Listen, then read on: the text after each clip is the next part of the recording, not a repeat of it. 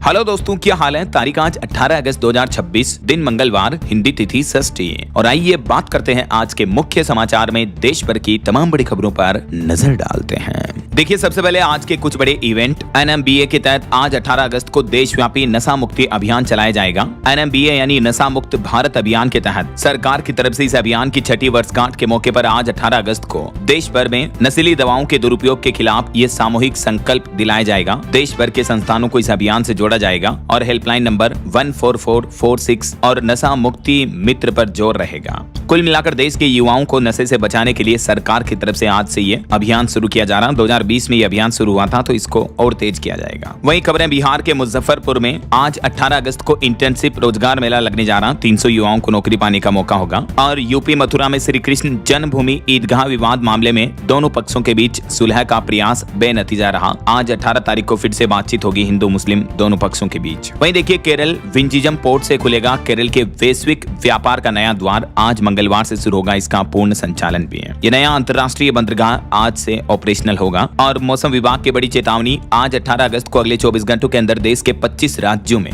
मूसलाधार भारी बारिश का अलर्ट रहेगा। 65 किलोमीटर प्रति घंटा की रफ्तार से तेज हवाएं भी चल सकती हैं। तो आगे अपन जानेंगे और भी पूरे मौसम समाचार विस्तार से हैं। फिलहाल आगे बढ़ते खबरों में देखिए आप अगली खबर। नीति आयोग ने एक बड़ा अनुमान लगाया कि आने वाले साल 2035 तक भारत बन सकता है $50 अरब का टेलीकॉम उपकरण निर्यात केंद्र। यानी टेलीकॉम सेक्टर में भी भारत का एक्सपोर्ट अच्छा खासा शुरू हो जाएगा। 2035 तक आत्मनिर्भर भारत को बढ़ावा मिलेगा। वहीं देखिए, बड़ी खबर, हमारे देश के बैंकों में होने जा रहा बड़ा बदलाव। देश की वित्त मंत्री निर्मला सीतारमण ने कमेटी बनाने का ऐलान किया। केंद्रीय वित्त मंत्री ने घोषणा की है कि विकसित भारत के लिए बैंकिंग नाम से एक उच्च स्तरीय समिति का गठन किया जाएगा। तो विकसित भारत के लिए बैंकिंग सेक्टर में कई नए सुधार किए जाएंगे। इसी प्लान को लेकर सरकार ये हाई पावर कमेटी बनाएगी। बीते दिन खुद वित्त मंत्री निर्मला सीतारमण ने अपने संबोधन में कहा कि देश में बैंकिंग सेक्टर में सुधार किया जाएगा ताकि ग्राहकों को बेहतर सेवाएं मिल सके, और यही मिशन के लिए ये हाई लेवल कमेटी बनेगी। और भी वित्त मंत्री बोले कि अभी बैंकों का NPA सबसे निचले स्तर पर चल रहा है और वित्त मंत्रालय का भी विकसित भारत लक्ष्य पर फोकस है। और बैंकिंग क्षेत्र में NPA अब तक के सबसे निचले स्तर पर है। NPA का मतलब नॉन परफॉर्मिंग एसेट, यानी ऐसे बैंक लोन वगैरह जो अब ग्राहकों द्वारा चुकाए जाने की स्थिति में नहीं है। तो ऐसे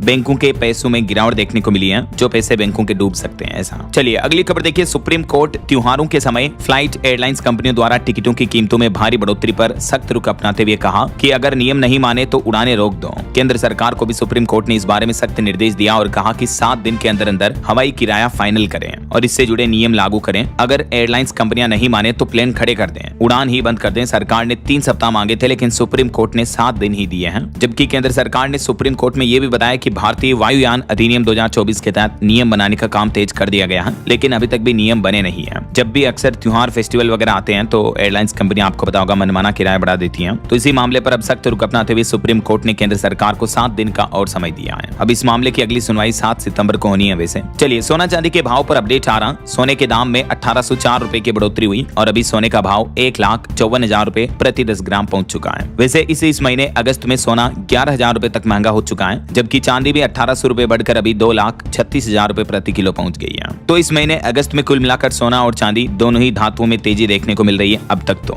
चलिए अगली खबर देखिए। LPG गैस सिलेंडर के ग्राहकों को सरकार ने बड़ी राहत दी है। eKYC की डेडलाइन को बढ़ाकर 23 अगस्त कर दिया है, क्योंकि LPG गैस कंपनियों के सर्वर और मोबाइल ऐप वगैरह डाउन होने की वजह से ग्राहक परेशान थे, तो गैस एजेंसियों पर लंबी लाइनें लगी थी। ये वजह की सरकार ने एक बार फिर से ये डेट बढ़ा दी है। जो पहले 16 अगस्त लास्ट डेट थी, उसको बढ़ाकर 23 अगस्त कर दिया है। तो आपकी LPG सेवा बिना रुकावट के जारी रहे, इसके लिए आप eKYC पूरी करें। ऑनलाइन आप जो भी HP, भारत, इंडियन किसी भी गैस कंपनी का इस्तेमाल करते हो तो उनके ऐप के माध्यम से भी eKYC कर सकते हैं। बाकी ये LPG eKYC करने के सिंपल 6 आसान स्टेप भी आप स्क्रीन पर देख सकते हैं। चलिए अगली खबर आ रही है कि डीप टेक सेक्टर में भारत की ताकत बढ़ी है। 2015 से लेकर अब तक $11.5 अरब का निवेश आया भारत में डीप टेक सेक्टर में। खुद सरकार की तरफ से ये रिपोर्ट जारी की गई। वहीं देखिए, पेट्रोल में इथेनॉल मिलाने के मामले को लेकर केंद्र की नरेंद्र मोदी सरकार के खुद शीर्ष सलाहकार ने कहा कि E10 ईंधन वापस लाएं, E20 इथेनॉल मिश्रण से और ज्यादा आगे ना बढ़ाएं। जी हाँ, केंद्र सरकार के आर्थिक सलाहकार बोले कि E20 फ्यूल से गाड़ियों को नुकसान हो रहा है, तो इसीलिए E10 पेट्रोल फिर से शुरू करें। मतलब E10 पेट्रोल वो होगा जिसमें 10% ही एथेनॉल मिला होगा। अभी E20 में 20% एथेनॉल मिला होगा, राइट। जबकि सरकार का तो और भी प्लान है E30, E40, E85 तक। तो सरकार के आर्थिक सलाहकार का यह कहना कि फ्यूल में अगर 30% एथेनॉल मिलाया तो खाद्य संकट आ सकता है, क्योंकि गन्ने से जो एथेनॉल बनता है तो इस वजह से शुगर वगैरह के दाम बढ़ सकते हैं, खाने पीने की चीजों के दाम बढ़ सकते हैं। तो केंद्र सरकार को अपने मुख्य आर्थिक सलाहकार सलाहकार वी अनंत नागेश्वरन की तरफ से यह राय दी गई। चलिए अगली खबर आ रही भारतीय स्टेट बैंक SBI की एक रिसर्च रिपोर्ट देखिए। हमारे देश भारत में अमीरों की संख्या बढ़ी है। 100 करोड़ रुपए से ज्यादा आय वाले करदाताओं की संख्या बढ़कर 2026 में 576 हो चुकी है। SBI रिसर्च की तरफ से रिपोर्ट जारी की गई, यानी पिछले सालों की तुलना में साल दर साल हमारे देश में अमीर लोग बढ़ रहे हैं। लेकिन कहीं न कहीं देखा जाए तो अमीरी और गरीबी का फासला भी बढ़ रहा है। कहने का मतलब अमीर दिनों दिन और अमीर होते जा रहे हैं और महंगाई की वजह से गरीब दिनों दिन और गरीब होते जा रहे हैं। राइट, तो सरकार को इस अंतर को कम करने पर प्रयास करने चाहिए वाकई में। वहीं रोजगार के सेक्टर पर अच्छी खबर देखिए। भारत की इकोनॉमी यानी अर्थव्यवस्था में कामगारों की भागीदारी बढ़ी है और पिछले महीने जुलाई में भारत में बेरोजगारी दर गिरकर 5.1% पर आ गई है। यानी अनएम्प्लॉयमेंट रेट में गिरावट देखने को मिली है, जो कि देश के युवाओं के लिए रोजगार के क्षेत्र में एक राहत की खबर है। राइट, चलिए पॉलिटिक्स से बड़ी खबर आ रही है। बीजेपी को बड़ा झटका लगा। भारतीय जनता पार्टी के राष्ट्रीय प्रवक्ता शहजाद पूनावाला ने अपने पद से इस्तीफा दे दिया है। वहीं भाजपा की नई टीम में सिर्फ 18% ही महिलाएं हैं। 65 सदस्यों में 51 नए चेहरे शामिल किए गए। वसुंधरा सबसे उम्रदराज है, युवा मोर्चा अध्यक्ष से 38 साल बड़ी है। दरअसल बीजेपी ने भाजपा के राष्ट्रीय अध्यक्ष नितिन नवीन ने सोमवार को अपनी नई टीम का ऐलान कर दिया। उसमें ये सदस्य शामिल रहे हैं। वहीं देखिए स्वतंत्रता दिवस के मौके पर राहुल गांधी और सोनिया गांधी पर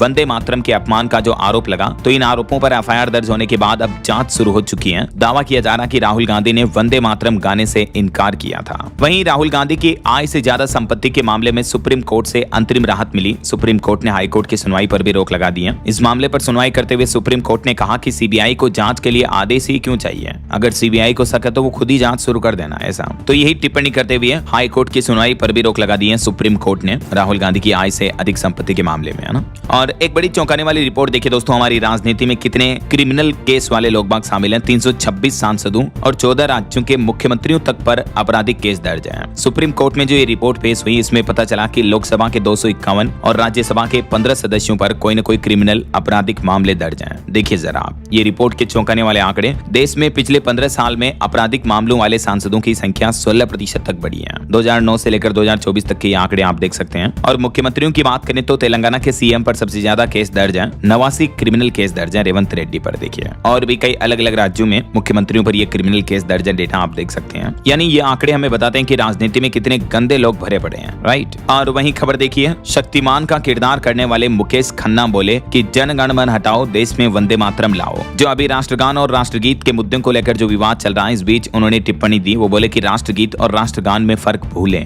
पंजाब सिंध को कहा कि पंजाब सिंह और दो और गड़बड़ भी की उन्होंने इस मामले में। वैसे अभी जो केंद्र सरकार हमारे देश में राष्ट्रगीत को लेकर नया कानून लाई, उसमें नए प्रोटोकॉल के तहत कब कब गाया जाएगा राष्ट्रगीत और किन किन नियमों का पालन करना होगा, देख सकते हैं आप इस बारे में डिटेल भी। वहीं खबर देखिए, स्वतंत्रता दिवस से पहले आतंकी शहजाद भट्टी का नेटवर्क खत्म हुआ। 14 राज्यों से लगभग 250 लोग हिरासत में लिए गए। इनके पास पाकिस्तान में बने ग्रेनेड मिले थे। तो ये एक बड़ी आतंकवाद पर सफलता हासिल की है भारत की सुरक्षा एजेंसियों ने। और खबर देखिए, CJP कॉकरोच जनता पार्टी के बाद अब दिमागी नक्सल पार्टी बनी ऑनलाइन, जिस पर रातों रात लगभग 2 लाख फॉलोवर्स जुड़ चुके हैं। PM मोदी के बयान से नए डिजिटल कैंपेन को ये फायदा मिला है। वैसे कॉकरोच जनता पार्टी CJP के फाउंडर अभिजीत दीपके ने जो स्कूलों की हालत पर बयान दिया था अभी एक दिन पहले, तो अच्छी खबर यह है कि दीपक के गाँव में स्कूल की मरम्मत भी शुरू हो चुकी है। 2 दिन पहले उन्होंने वीडियो बनाकर स्कूलों की कमियां गिनाई थी। तो अभी यहाँ स्कूल का काम चालू हो गया, CCTV और टॉयलेट का काम चालू है। मतलब कहीं न कहीं आज युवाओं से, जेनजी से सरकार को फर्क पड़ रहा है। सरकार युवाओं की सुन रही है और उस पर एक्शन भी ले रही है। राइट, चलिए अगला अपडेट देखिए। अब केरल राज्य का नाम बदलकर ऑफिशियली केरलम हो चुका है, क्योंकि केंद्र सरकार जो लोकसभा राज्यसभा से नए विधेयक पास करवाए, उसको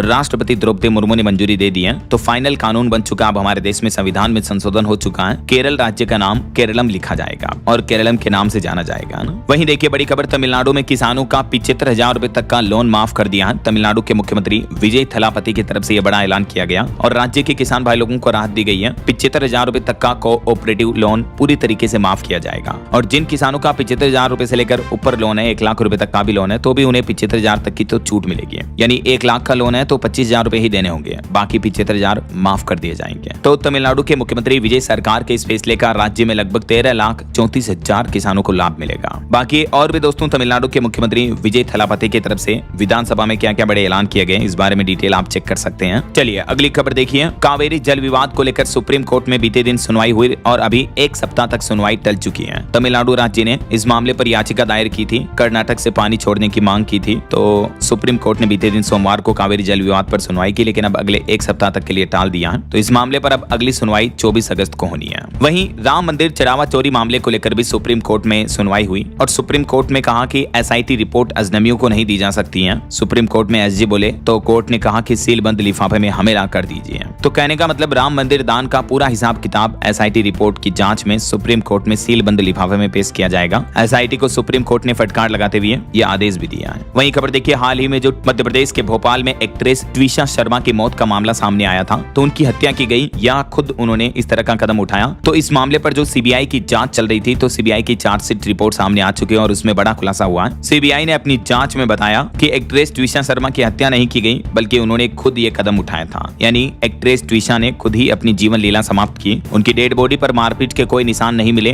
दूसरी बार की गई पोस्टमार्टम रिपोर्ट के बाद भी सीबीआई ने जांच की, तो यही पता चला कि एक्ट्रेस ने खुद ही ये कदम उठाया था। जबकि सीबीआई की चार्जशीट में उनके सास और पति पर दहेज हत्या के आरोप लगे थे, लेकिन ये आरोप साबित नहीं हो पाए हैं सीबीआई की जांच में। चलिए अगली खबर देखिए, इसी महीने 25 अगस्त से अगले महीने 8 सितंबर तक मनाया जाएगा 41वां राष्ट्रीय नेत्रदान पखवाड़ा। जागरूकता कार्यक्रमों के लिए जन भागीदारी भी बढ़ाई जाएगी। विद्यार्थियों और शिक्षकों को भी नेत्रदान के प्रति जागरूक किया जाएगा। तो देश भर के अलग अलग राज्यों में यह नेत्रदान पखवाड़ा का रूप में मनाया जाएगा। लोगों को नेत्रदान के प्रति जागरूक करने और जरूरतमंद लोगों को आंखों की रोशनी देने के उपलक्ष्य में। और आपकी हेल्थ को लेकर एक चौंकाने वाली रिपोर्ट सामने आ रही कि रोजाना 6 घंटे कंप्यूटर का इस्तेमाल करने से बच्चों का स्कोर IQ 66 पॉइंट तक कम हो जाता है। हालिया एक न्यूरो साइंटिस्ट की रिसर्च में पता चला है कि आजकल जो बच्चों के लिए स्कूलों में भी स्क्रीन टाइम बढ़ रहा है, वो बच्चों की सीखने की क्षमता घटा रहा है। अमेरिका की न्यूरो साइंटिस्ट जेरेड कुनी हॉरवाथ का कहना है कि स्कूलों में ज्यादा स्क्रीन, डिजिटल टूल्स जो आजकल बच्चे ऑनलाइन पढ़ाई करते हैं, लैपटॉप, कंप्यूटर, मोबाइल, टैबलेट्स वगैरह का यूज करते हैं, तो इससे बच्चों की सीखने की क्षमता और उनके विकास को नुकसान पहुंच रहा है। आज के बच्चे अपनी उम्र में पिछली पीढ़ी के बच्चों के मुकाबले मानसिक रूप से कम सक्षम हो रहे हैं, कमजोर हो रहे हैं। ये न्यूरो साइंस की रिसर्च में चौंकाने वाला खुलासा सामने आया। तो इसलिए अपने बच्चों को जितना हो सके डिजिटल लर्निंग की बजाय उन्हें फिजिकली किताबों से, बुक से, कॉपी पेन से पढ़ाएं ऐसा। और मोबाइल फोन से जुड़ी बड़ी खबर देखिए, OnePlus के स्मार्टफोन 4000 रुपए तक महंगे हुए हैं। एंट्री लेवल N6X फोन 20,000 रुपए के पार पहुंचा। Note 6 की कीमत 46,999 से शुरू है।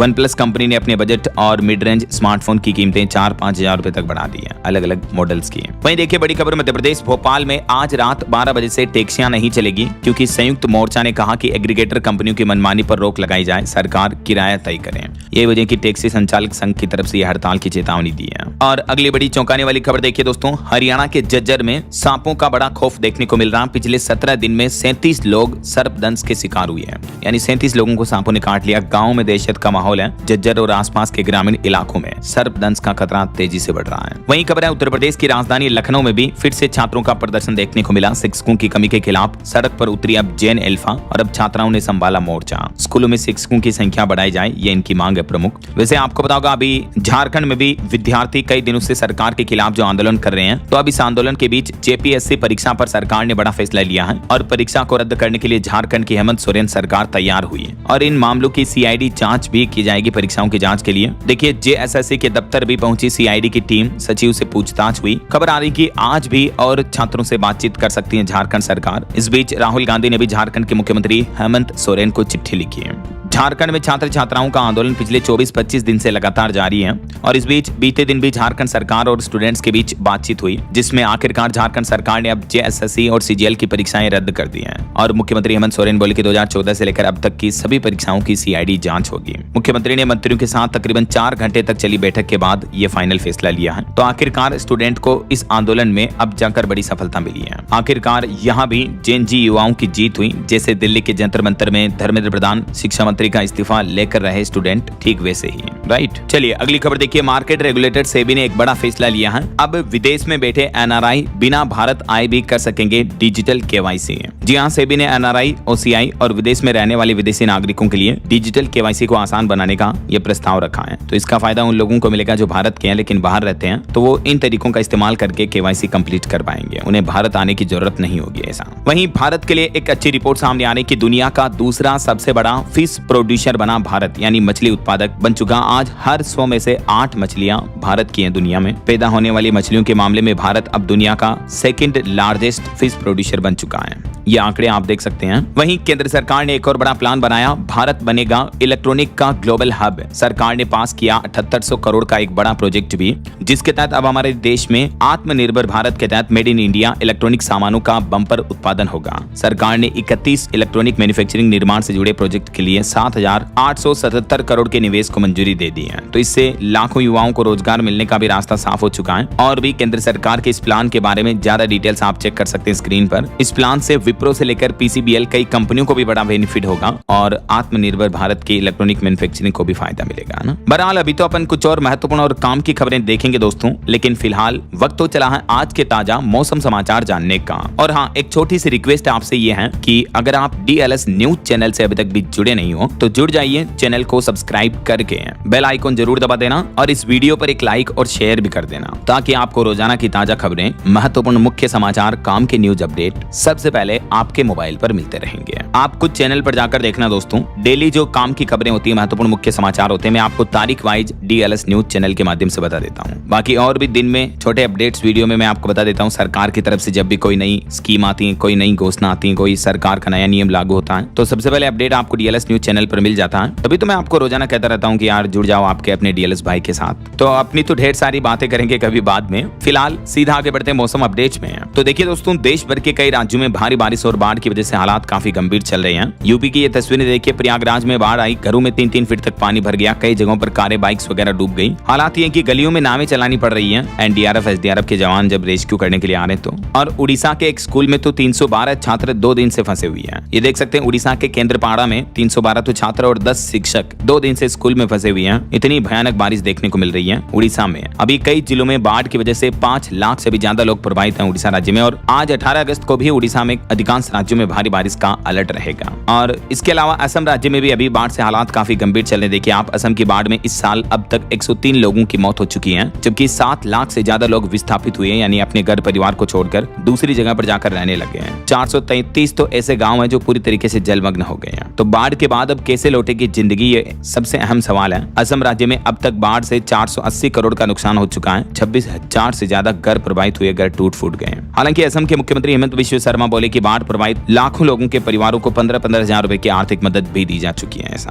बाकी कुछ अलग अलग राज्यों की मौसमी स्थितियां देखिए आप। बिहार की राजधानी पटना, गया, जमुई समेत 9 जिलों में तेज बारिश की चेतावनी, 19 जिलों में अलर्ट है। पटना में तो इतनी बारिश हुई कि सड़कों पर भी 3-3 फीट तक पानी भर गया। वैसे बिहार में आने वाले 20 अगस्त तक तेज बारिश की संभावना बनी रहेगी। पश्चिम बंगाल की खाड़ी में एक नया लो प्रेशर का क्षेत्र बन रहा इस वजह से। और अब देखिए उत्तर प्रदेश की मौसमी स्थितियां। यूपी के उन्नाव में गंगा एक्सप्रेसवे 10 मीटर धंस गया। प्रयागराज में 3-4 फीट तक पानी भरा हुआ। मैंने आपको बताया एनडीआरएफ के जवान नाव से लोगों को सुरक्षित निकाल रहे हैं। और इस बीच आज भी पूरे उत्तर प्रदेश में बारिश की चेतावनी है। ये यूपी के मानचित्र में आप देख सकते हैं, यूपी के सभी 75 जिलों में भारी बारिश का अलर्ट है। डार्क जोन वाले एरिया में अति भारी बारिश की चेतावनी रहेगी। वहीं उत्तर छत्तीसगढ़ में भी अगले 3 दिन बारिश की चेतावनी। रायपुर में देर रात से बरस रहा पानी, कई इलाकों में जल भराव भी हुआ। वैसे छत्तीसगढ़ में इस मानसूनी सीजन में ऑल ओवर 9% तक कम बारिश हुई है, लेकिन अभी मानसून फिर से सक्रिय बना हुआ, तो अगले 3 दिन तक छत्तीसगढ़ में बारिश का दौर जारी रहेगा। आने वाले 24 घंटों में और मजबूत होगा छत्तीसगढ़ में मानसूनी सिस्टम, किस वजह से देख सकते हैं आप। और वहीं देखिए राजस्थान की एक घटना, शिक्षा मंत्री के विधानसभा के क्षेत्र में ही एक सरकारी स्कूल का प्लास्टर गिर गया। हालांकि वो तो ठीक रही कि स्कूल में छुट्टी हो गई थी, इस वजह से बड़ा हादसा टल गया, वरना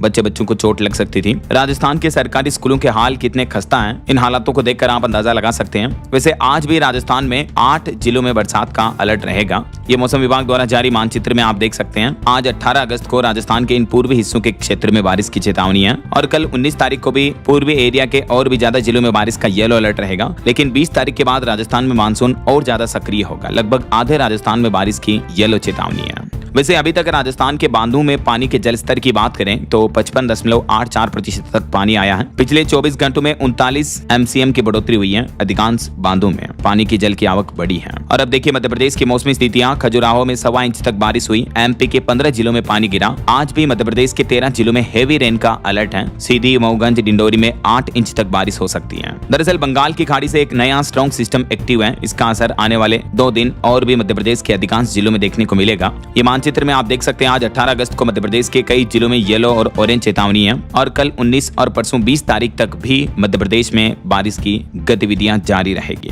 वहीं देखिए हरियाणा के भी उत्तरी जिलों में मानसून फिर से एक्टिव हुआ। पंचकुला व यमुनानगर में सुबह भी बूंदाबांदी हुई। दिन के तापमान में और गिरावट होने के आसार दिख रहे हैं और पंजाब में भी आने वाले 2 दिन भारी बारिश का अलर्ट रहेगा। अमृतसर में सबसे ज्यादा बादल बरसे। चंडीगढ़ में वैसे अब भी सामान्य से 25% तक कम बरसात हुई है, लेकिन चंडीगढ़ में आगे आने वाले समय 18, 19, 20, 21 तारीख तक मौसम का पूर्वानुमान क्या रहेगा देख सकते हैं आप। और पंजाब में भी अगले 3 दिन 18 से 19, 20, 22 अगस्त तक कुछ जिलों पर हल्की बारिश की गतिविधियां जारी रहेगी। हालांकि कोई विशेष चेतावनी नहीं है। पहाड़ी राज्यों की बात करें तो हिमाचल प्रदेश में 2 दिन और भारी बारिश की चेतावनी रहेगी। वैसे इस मानसूनी सीजन में लगभग 200 लोगों की मौतें हो गई, 972 करोड़ की संपत्ति का नुकसान हुआ। और उत्तराखंड में भी देखिए दोस्तों उधम सिंह नगर समेत 7 जिलों में बारिश की चेतावनी। अलकनंदा, मंदाकिनी वार्निंग लेवल के करीब बह रही है नदियां चेतावनी स्तर से ऊपर। और लैंडस्लाइड की वजह से पिथौरागढ़ में 23 सड़कें भी बंद पड़ी हैं। उत्तराखंड में आगे आने वाले 3 दिन मौसम का हाल कैसा रहेगा 18 अगस्त, 19 अगस्त और 20 अगस्त का देख सकते हैं आप जानकारी। और ये देखिए भारत के मानचित्र में सभी राज्यों में मौसम का हाल क्या चल रहा। तो कुछ राज्यों में रेड अलर्ट है, जैसे उड़ीसा और गंगा के मैदानी इलाकों वाले बंगाल के एरिया में रेड अलर्ट की चेतावनी है और कुछ राज्यों में ऑरेंज अलर्ट भी है। बाकी अधिकांश राज्यों में येलो अलर्ट की चेतावनी और ये ग्रीन जोन वाले एरिया में अति भारी बारिश नहीं होगी अगले 24 घंटों के दरमियान। बाकी आगे आने वाले 2 दिन देश भर में मौसम का हाल कैसा रहेगा आज 18 अगस्त और कल 19 तारीख को, ये जानकारी आप देख सकते हैं किन किन राज्यों में ऑरेंज अलर्ट की चेतावनी है। अच्छा वैसे आप मुझे कमेंट करके बताइए दोस्तों कि आप कौन से राज्य में रहते हैं और आपके यहाँ अभी मतलब मौसम का हाल क्या चल रहा है, बारिश वगैरह हो रही है या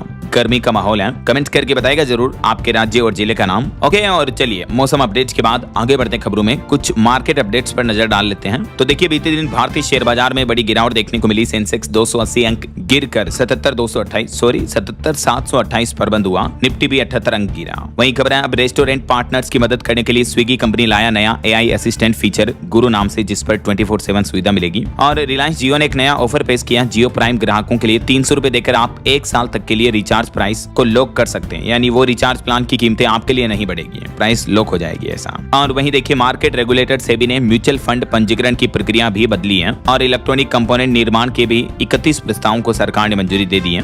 कौन कौन से प्रस्तावों को मंजूरी दी गई इस बारे में डिटेल भी आप देख सकते हैं। और बाकी जो म्यूचुअल फंड की प्रक्रिया में बदलाव किया गया है तो उसके बाद SIP निवेश म्यूचुअल फंड से जुड़े क्या चेंजेस होंगे इस बारे में भी जानकारी आप चेक कर सकते हैं। और वहीं देखिए रक्षा के क्षेत्र में आत्मनिर्भरता पर जोर देते हुए रक्षा मंत्रालय ने प्लान किया 1577 करोड़ में खरीदेगा हथियार। भारत में जल्द ही बनेगा फाइटर जेट का इंजन भी। टाटा और निवे जैसी कंपनियों के साथ रक्षा मंत्रालय का समझौता हुआ, जिसके तहत सेना की ताकत में इजाफा यानी बढ़ोतरी होगी और भारत में ही स्वदेशी फाइटर जेट इंजन बनाए जाएंगे। हाल ही में रिलायंस कंपनी ने रोल्स रॉयस के साथ इसको लेकर साझेदारी भी की थी, आपको पता होगा। और इनकम टैक्स डिपार्टमेंट ने भी एक नया आदेश जारी किया। विदेशी संपत्ति पर लगेगा 30% कर। हालांकि छोटे करदाताओं यानी जो छोटे टैक्स पेयर्स हैं उनके लिए 31 दिसंबर तक का मौका है। आप अपनी विदेशों से कमाई हुई संपत्ति या विदेशी प्रॉपर्टीज के बारे में इनकम टैक्स डिपार्टमेंट को सरेंडर कर सकते हैं 31 दिसंबर तक। और खबर है एयरटेल पेमेंट्स बैंक की नई चेयरपर्सन होगी शबनम सिन्हा। सुनील मित्तल 10 साल बाद ये पद छोड़ेंगे। 30 सितंबर को कंपनी के बोर्ड से हटेंगे। वहीं इलेक्ट्रिक व्हीकल के सेक्टर में ओलेक्ट्रा कंपनी का बड़ा प्लान, हर साल बनाएगी 10,000 इलेक्ट्रिक बसें और ट्रक भी हैं। अगले 2-3 सालों में इतना लक्ष्य तय किया कंपनी ने। 600 करोड़ का निवेश भी आएगा। तो ये तो कुछ मार्केट अपडेट्स रहे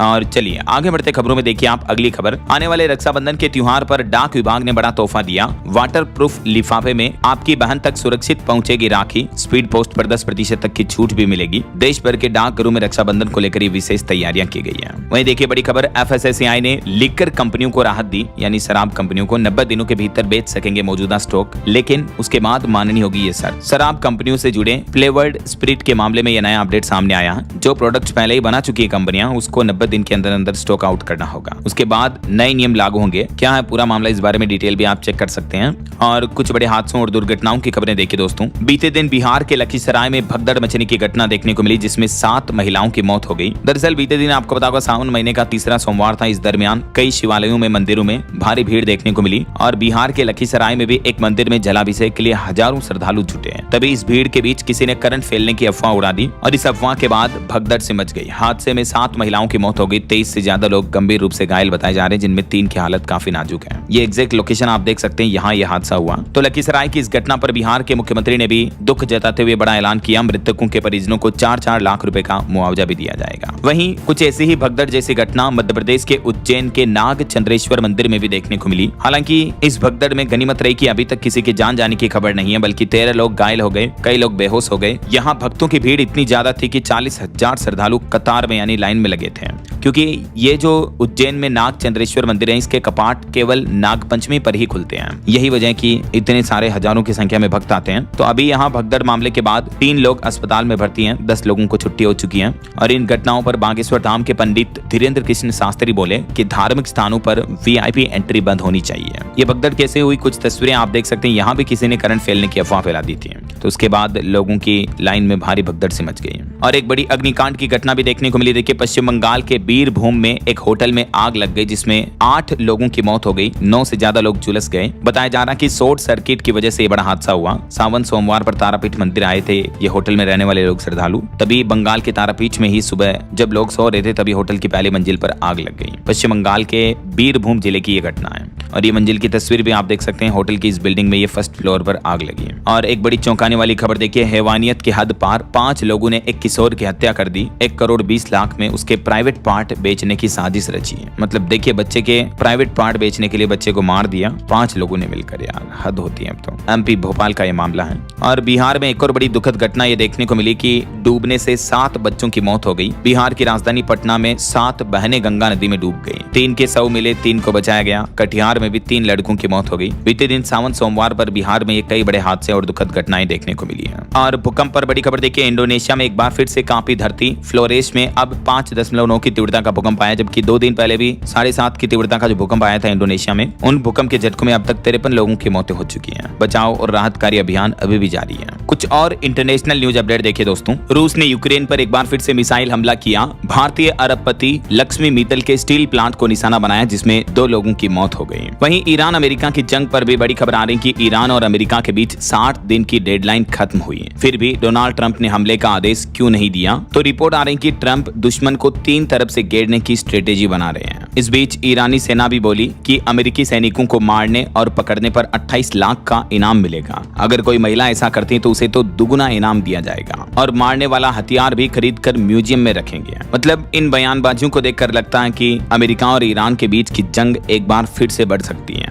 इस बीच डोनाल्ड ट्रंप ने अब ओमान पर भी बमबारी की धमकी दी। उन्होंने कहा कि ईरान मुद्दे पर बीच में न आए ओमान। IRGC ने अमेरिका से बातचीत का दावा भी खारिज किया। और ट्रंप ने दक्षिण कोरिया के साथ अपनी मिलिट्री ड्रिल भी घटाई। ट्रंप बोले कि इससे नॉर्थ कोरिया को गलत मैसेज जाता है, किम जोंग उन से मेरे अच्छे रिश्ते हैं। वहीं ट्रंप ने पाकिस्तान, सऊदी अरब और तुर्की के रक्षा समझौते पर भी खुशी जताई। वो बोले कि तीनों देश मजबूती से अपनी रक्षा कर सकेंगे। अब अगर एक पर भी हमला हुआ तो तीनों देश मिलकर जवाब देंगे। हाल ही में जो इन तीनों मुस्लिम देशों के बीच रक्षा समझौता हुआ था, तो इसका भी ट्रंप ने स्वागत किया, ये सोशल मीडिया पोस्ट करते हुए। तो ये अंतर्राष्ट्रीय माहौल का अपडेट चल रहा है। और चलिए आगे बढ़ते खबरों में देखिए आप अगली खबर। हरियाणा में ट्रेप केस में शिकायतकर्ताओं को सरकार ने बड़ी राहत दी। रिश्वत की राशि अब जल्द ही मिलेगी वापस। रिवॉल्विंग फंड का गठन किया जाएगा। वहीं केंद्र सरकार की नीतियों के खिलाफ भाकपा ने देशव्यापी आंदोलन की चेतावनी दी। छत्तीसगढ़ में 1 सितंबर को दिल्ली में विशाल रैली का भी अलर्ट जारी किया है। और वहीं खबर देखिए दोस्तों, नीट पेपर गड़बड़ियों के बाद अब NTA ने परीक्षा सिस्टम के 50 कर्मचारियों को हटाया। लीडरशिप की 10 पोस्ट के लिए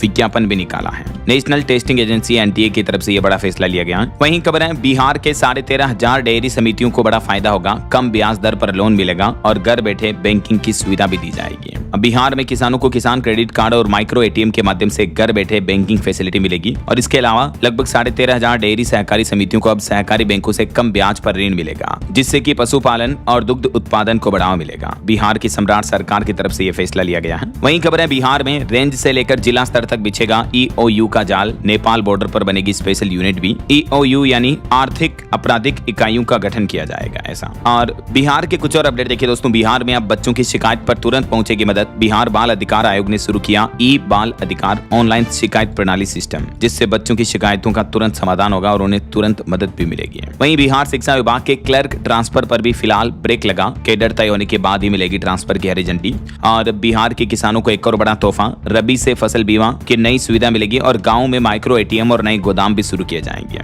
बिहार में रबी फसल 2026-27 से प्रधानमंत्री फसल बीमा योजना शुरू होने जा रही है। और भी किसानों को लेकर बिहार की सम्राट सरकार ने क्या क्या फैसले लिए इस बारे में डिटेल आप चेक कर सकते हैं। वहीं देखिए बिहार के विश्वविद्यालयों में अब डिग्री के साथ रोजगार की तैयारी भी कर रही है सरकार। इसी सत्र से शुरू होंगे IIT, IIM मॉडल पर नए कोर्स। बिहार की यूनिवर्सिटीज में पढ़ाने का एग्जाम पैटर्न का यह तरीका बदला जाएगा। इसके अलावा बिहार में संविदा सहायक प्राध्यापकों को भी सरकार ने बड़ी राहत दी। अब नौकरी के साथ साथ जारी रख सकेंगे अपनी PhD भी, रिसर्च वगैरह भी कर पाएंगे ऐसा। चलिए अगली खबर देखिए। हिमाचल प्रदेश में HRTC इलेक्ट्रिक बस एक बार चार्ज करने पर 270 किलोमीटर तक चली। मुख्यमंत्री सुखविंदर सिंह सुक्खू बोले कि शिमला चंडीगढ़ रूट पर बेस्ट परफॉर्मेंस मिली। इसके अलावा मुख्यमंत्री ने मंडी में 25 नई इलेक्ट्रिक बसों का वर्चुअल शुभारंभ भी किया। वहीं झारखंड में एक नई पहल देखिए। अब मानव वन्य जीव संघर्ष रोकेगा AI। 3 जिलों में लगे सर्विलांस टावर, जानवरों का रियल टाइम अलर्ट मिलेगा ताकि जो आए दिन वन्य जीव जंतु द्वारा, हाथियों वगैरह द्वारा मनुष्यों को नुकसान पहुंचाने की जो घटनाएं देखने को मिलती हैं, तो ये AI आधारित सर्विलांस टावर स्थापित किए गए जिनसे ऐसी घटनाओं पर लगाम लगेगी। रिपोर्ट के मुताबिक झारखंड में वन्य जीवों के हमलों के कारण सालाना 100 लोगों की मौत हो जाती है। तो इन्हीं हादसों को कम करने के लिए झारखंड सरकार का नया प्लान है। और वहीं देखिए उत्तराखंड में बनेगा पहला युवा आयोग। मुख्यमंत्री पुष्कर सिंह धामी ने प्रदेश के विकास के लिए 7 महत्वपूर्ण घोषणाएं की हैं। इन घोषणाओं में क्या क्या की पॉइंट्स आप देख सकते हैं जानकारी। जैसे प्रधानमंत्री आवास योजना के अंतर्गत राज्यांश 50,000 रुपए से बढ़ाकर 75,000 रुपए किया जाएगा वगैरह वगैरह। और तमिलनाडु के मुख्यमंत्री विजय सरकार ने 11 तरह के शराब ब्रांड्स पर लगा बैन हटा दिया है। नियमों के उल्लंघन के चलते प्रतिबंध लगा था, तो अब इन पाबंदियों को वापस हटा दिया है। वहीं पंजाब के शिक्षकों के लिए डिजिटल पहल देखिए। The teacher mobile app launch किया गया है। अब मोबाइल पर ही मिलेंगे पाठ योजना और AI टूल्स वगैरह भी है। पंजाब के सरकारी शिक्षकों को मोबाइल पर प्रशिक्षण, मतलब एक तरह से एजुकेशन प्रोग्राम उन्हें स्कूल में ही ऐप के माध्यम से मिल जाएगा, टीचर ऐप के जरिए पूरा प्लान। और खबर है सुप्रीम कोर्ट में आने वाले 22 अगस्त को पूरे दिन होगा कामकाज। 27 तारीख को अवकाश रहेगा, आदेश जारी हो चुका है। और यूपी के कुछ अपडेट देखिए दोस्तों। उत्तर प्रदेश में परिवहन निगम के आउटसोर्स कर्मचारियों को योगी सरकार ने बड़ा तोहफा दिया। उनके मानदेय में 5% तक की बढ़ोतरी की गई है। इस बढ़ोतरी के बाद अब कितना मानदेय दिया जाएगा इस बारे में डिटेल भी आप चेक कर सकते हैं। वहीं देखिए CM योगी ने Gen Z को भी खास तोहफा दिया। अब यूपी में 16 से 35 आयु वर्ग वालों के लिए तैयार होगी नई नीति और कुछ खास क्षेत्रों पर जोर दिया जाएगा। क्या प्लान है युवाओं को लेकर यूपी की योगी सरकार का, देख सकते हैं आप। एक तो युवाओं की सुविधाओं के लिए भी एकीकृत डिजिटल पोर्टल बनेगा जहां उन्हें सरकारी कार्यों से जुड़ी सुविधाएं एक ही पोर्टल पर ऑनलाइन मिल पाएगी ऐसा। वहीं मुख्यमंत्री योगी आदित्यनाथ ने खिलाड़ियों को लेकर भी एक और बड़ी घोषणा की। CM योगी प्लेयर्स से बोले कि आप मेडल लाओ, नौकरी हम देंगे। यूपी गोरखपुर में मुख्यमंत्री ने कहा कि जो युवा चिल्लाते हैं उनके एजेंडे में सिर्फ माफिया शामिल है। और उत्तर प्रदेश में गौ संरक्षण के लिए भी 10,000 युवाओं को गौ मित्र बनने का प्रशिक्षण देगी यूपी की योगी सरकार। Gen Z युवाओं को इसमें रोजगार वगैरह की अपॉर्चुनिटी भी मिलेगी, है ना। वहीं यूपी में नई स्टार्टअप नीति भी लाई जा रही जिसके तहत छोटे व्यवसायियों को बड़ी राहत मिलेगी। EPF, ESI समेत 3 साल तक कई सारी फैसिलिटी मिलेगी। यूपी की योगी सरकार ने उत्तर प्रदेश में छोटे व्यवसाय, कारोबार, व्यापारियों को बढ़ावा देने के लिए ये नई स्टार्टअप प्रोत्साहन नीति 2026 पेश की है। और इस नीति के तहत क्या क्या बेनिफिट मिलेंगे देख सकते हैं आप। उत्तर प्रदेश में कारोबारियों, व्यापारियों को और भी ये कई सहूलियतें मिलेगी। कुछ की पॉइंट्स में आप चेक कर सकते हैं। वहीं उत्तर प्रदेश में 11 दिन में 75 जिलों में 1559 दिव्यांग जनों को भी रोजगार मिला। 10 से 18,000 रुपए तक के वेतन पर मिली नौकरी। यूपी में कौशल विकास मिशन के तहत दिव्यांग जन रोजगार अभियान, रोजगार मेले जो लगे उसमें इतने दिव्यांगों को रोजगार वगैरह दिया गया। 3 से 13 अगस्त तक चले थे ये मिशन। यूपी सरकार की तरफ से आंकड़े जारी किए गए हैं। और CM योगी ने यूपी के युवाओं को भी संदेश देते हुए कहा कि माफिया और नशे से दूर रहें। 500 और पदक विजेता खिलाड़ियों को भी मिलेगी सरकारी नौकरी। वहीं यूपी में CM योगी ने राशन डीलरों को भी बड़ा तोहफा दिया है। अब उनका कमीशन 90 रुपए से बढ़ाकर 125 रुपए कर दिया है। प्रति क्विंटल इतना कमीशन मिलेगा राशन दुकानदारों को ऐसा। चलिए आगे बढ़ते खबरों में देखिए आप। अगली खबर, राजस्थान में एक सेना के जवान की हार्ट अटैक से मौत हो गई। 10 दिन पहले वो घर आए थे। रिटायर्ड हवलदार पिता ने इकलौते बेटे की अर्थी को कंधा दिया। झुंझुनू में सेना के जवान की हार्ट अटैक से जान चली गई। वहीं छत्तीसगढ़ से गुजरने वाली 18 ट्रेनें कैंसिल रहेगी। 25 सितंबर से 14 अक्टूबर तक नहीं चलेगी ये गाड़ियां। और चंडीगढ़ की एक घटना देखिए। एक मां ने अपने बेटे को बचाने के लिए किडनी दी। तो पंजाब के मोहाली में 7 लाख रुपए का किडनी ट्रांसप्लांट ऑपरेशन किया डॉक्टरों ने, लेकिन वो ट्रांसप्लांट फेल हुआ। तो अब हालत यह है कि मां और बेटे दोनों बीमार हैं और ये ऑपरेशन के लिए 1 बीघा जमीन भी बिक गई। मां ने अपने बेटे को बचाने के लिए अपनी जान दांव पर लगा दी। बावजूद इसके हॉस्पिटल वालों की लापरवाही के चलते परिवार वालों में ये बड़ी समस्या आन पड़ी है। वहीं देखिए उत्तर प्रदेश में 95 साल की मां को कांवड़ पर लेकर निकले निकला बेटा, काशी विश्वनाथ में 3 किलोमीटर लंबी लाइन लगी। अमेठी और बरेली में हेलीकॉप्टर से कांवड़ियों पर फूल भी बरसाए गए। वहीं देखिए राजधानी दिल्ली में कूड़े से आजादी अभियान की शुरुआत हुई। 2 अक्टूबर तक अब दिल्ली में विशेष स्वच्छता मिशन आयोजित होगा। नंबर 1 वार्ड को मिलेगा 1 करोड़ तक का इनाम भी है। दिल्ली के मुख्यमंत्री रेखा गुप्ता सरकार की तरफ से ऐलान किया गया, अगले 12 महीनों तक दिल्ली के सभी इलाकों में स्वच्छता प्रतियोगिता आयोजित की जाएगी। चलिए कुछ एजुकेशनल अपडेट्स देख लेते हैं फटाफट से। देखिए आप, बिहार में इंटर और मैट्रिक परीक्षा 2027 के छूटे छात्रों को रजिस्ट्रेशन का अंतिम मौका 22 अगस्त तक आवेदन भर सकते हैं। और राजस्थान में JEN के 874 पदों पर भर्ती होगी, 14 सितंबर तक आवेदन कर सकेंगे। वहीं मध्य प्रदेश में 12 अक्टूबर से टेट की परीक्षा आयोजित होगी। 1.5 लाख शिक्षकों का एग्जाम होगा, पूछे जाएंगे 150 प्रश्न। 21 अगस्त से भरे जाएंगे फॉर्म भी। और भेल भारत हेवी इलेक्ट्रिकल्स लिमिटेड में भी अप्रेंटिस के 530 पदों पर भर्ती निकली है। इसमें आवेदन शुरू हो चुके, 12 सितंबर लास्ट डेट है। वहीं MP टेट का शेड्यूल भी जारी हो चुका है, 21 अगस्त से आवेदन शुरू होंगे। मध्य प्रदेश में, जो मैंने आपको बताया, 1.5 लाख शिक्षकों के लिए टेट का एग्जाम आयोजित होगा। 12 अक्टूबर से परीक्षा होगी, ठीक है ना। इसके अलावा रिपोर्ट आ रही कि BPSC बिहार में TRE 4.0 का नोटिफिकेशन जारी हो चुका। 19,978 पदों पर होगी भर्ती। बिहार में जो लाखों अभ्यर्थी इंतजार कर रहे हैं उनके लिए खुशखबरी है, वरना स्टूडेंट ने तो आज आंदोलन की भी चेतावनी दी थी कि BPSC TRE 4 का विज्ञापन जारी करो या शिक्षा मंत्री इस्तीफा दो। आज 18 अगस्त से बिहार की राजधानी पटना में महा आंदोलन का प्लान था छात्रों का। विज्ञापन में देरी की वजह से नाराज थे अभ्यर्थी, लेकिन इस बीच एक नया अपडेट ये आया, बिहार लोक सेवा आयोग की तरफ से इस भर्ती को लेकर यह नोटिस जारी किया गया है। और उत्तर प्रदेश में ग्राम पंचायत अधिकारी भर्ती का परिणाम भी जारी हो चुका है। वहीं खेल जगत से खबर देखिए, भारत के आयुष शेट्टी ने वर्ल्ड चैंपियन को हराया। बैडमिंटन वर्ल्ड चैंपियन में 3 गेम में मात दी, PV सिंधु भी जीती है। वैसे बैडमिंटन वर्ल्ड चैंपियन की शुरुआत हो चुकी है। भारत 17 साल बाद मेजबानी कर रहा है और सिंधु के पास 6ठा मेडल जीतने का भी ये मौका है। और पॉलिटिक्स में एक और बड़ा फेरबदल देखिए, भाजपा BJP IT सेल से मालवीय बाहर हुए। केमिस्ट्री प्रोफेसर मस्के संभालेंगे अब। नितिन नवीन की टीम में राम माधव और स्मृति ईरानी का कमबैक हुआ। ओके, और अंत में दोस्तों आज के राशिफल पर नजर डाल लेते हैं। तो देखिए वृश्चिक राशि वालों को प्रमोशन या फायदेमंद ट्रांसफर का फायदा मिल सकता है और मकर राशि वालों को भी आज अच्छा रिश्ता मिल सकता है। और भी कुछ अलग अलग राशियों का राशिफल आप देख सकते हैं स्क्रीन पर। और हाँ दोस्तों, आप मुझे कमेंट करके बताइए कि हमारे शरीर में रक्त का थक्का जमने यानी जो ब्लड क्लॉटिंग होती है उसमें कौन सा विटामिन मदद करता है। ABCD which is right option, let me know in the comment box. सही जवाब देने वाले लोगों को रैंडमली सेलेक्ट होने पर DLS न्यूज टीम की तरफ से शानदार सरप्राइज गिफ्ट जीतने का मौका मिलेगा। और इसी के साथ ही अगर आपको वीडियो अच्छा लगा तो इसे लाइक करना, शेयर भी करना। DLS न्यूज चैनल को सब्सक्राइब करके बेल आइकन जरूर दबा देना, रोजाना ऐसी इंफॉर्मेटिव जानकारियां, महत्वपूर्ण समाचार देखते रहने के लिए। ओके, ख्याल रखिएगा अपने आप का, अपने परिवार का। मिलेंगे अगले नेक्स्ट अपडेट में, तब तक के लिए जय हिंद, जय भारत, वंदे मातरम।